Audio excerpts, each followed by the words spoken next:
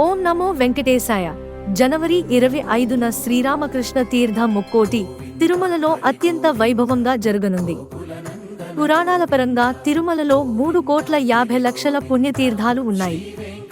అయితే ఈ పుణ్యతీర్థాలలో సప్తగిరులలో వెలసి ఉన్న సప్త తీర్థములు ప్రముఖమైనవి. వీటిలో స్వామి పుష్కరిణి తీర్థము, కుమారధార తీర్థము, తుంగురు తీర్థము, శ్రీరామకృష్ణ తీర్థము, ఆకాశగంగ తీర్థము, పాప వినాశన తీర్థము, పాండవ తీర్థము అత్యంత ప్రసిద్ధమైనవి. ఈ తీర్థాలలో స్నానమాచరిస్తే భక్తులు పరమ పావనులై ముక్తి మార్గం పొందుతారని విశ్వసిస్తారు. శ్రీరామకృష్ణ పుణ్యతీర్థము స్వామివారి ఆలయానికి 6 మైళ్ల దూరంలో ఉంది. శ్రీరామకృష్ణ మహర్షి తపోబలంతో ఈ పుణ్యతీర్థాన్ని సృష్టించినట్టు పురాణాల ద్వారా తెలుస్తోంది.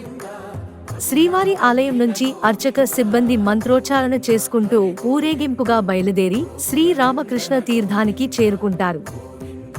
అక్కడ కొలువై ఉన్న శ్రీరామచంద్రమూర్తి, శ్రీకృష్ణ భగవానుల విగ్రహాలకు పాలు, పెరుగు, చందనం తదితర సుగంధ ద్రవ్యాలతో విశేషంగా అభిషేకం చేసి ప్రత్యేక పూజలు నిర్వహించి నైవేద్యం సమర్పిస్తారు.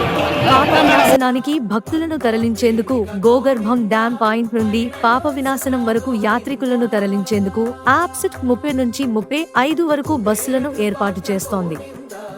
భక్తులను జనవరి 25వ తేదీ ఉదయం 5 గంటల నుంచి మధ్యాహ్నం 12 గంటల వరకు మాత్రమే టోరెంట్ మార్గంలో ట్రెక్కింగ్ చేసేందుకు అనుమతిస్తారు.